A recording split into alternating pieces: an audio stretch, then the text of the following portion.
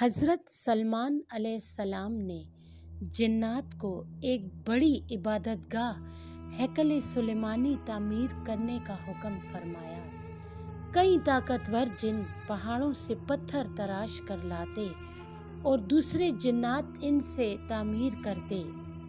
اس طرح ایک عظیم عبادت گاہ کی تعمیر کا کام شروع ہو گیا۔ اسی دوران حضرت سلمان علیہ السلام کے انتقال کا وقت آ گیا۔ حضرت سلمان علیہ السلام چاہتے تھے کہ ان کے انتقال کے بعد بھی یہ کام جاری رہے اور عبادت گاہ کی تعمیر مکمل ہو جائے۔ چنانچہ انہوں نے ایک تدبیر فرمائی۔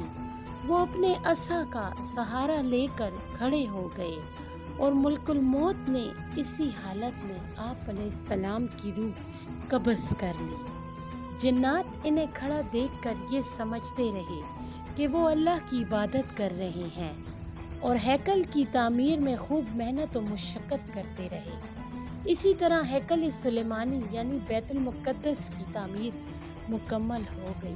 سیدنا عثمان کا جسم انور وصال کے بعد کافی عرصہ تک صحیح و سلامت عصا پر قائم رہا۔ جب اس عصا کو دیمک نے چاٹ لیا اور اس بنا پر وہ ٹوٹا تو آپ علیہ السلام کا جسم مبارک عصا پر قائم نہ رہ سکا۔ تب جنات کو پتہ چلا کہ آپ علیہ السلام کا تو کب سے وصال ہو چکا ہے۔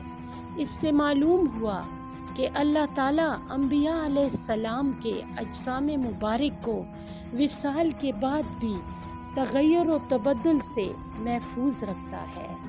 جنات نے یہ بات جان لی کہ اگر انہیں غیب کا علم ہوتا تو وہ ہیکل سلیمانی کی تعمیر کے بامشقت کام میں مبتلا نہ رہتے اور حضرت سلمان علیہ السلام کی وفات کے ساتھ ہی ہیکل سلیمانی کی تعمیر کا کام چھوڑ کر چلے جاتے۔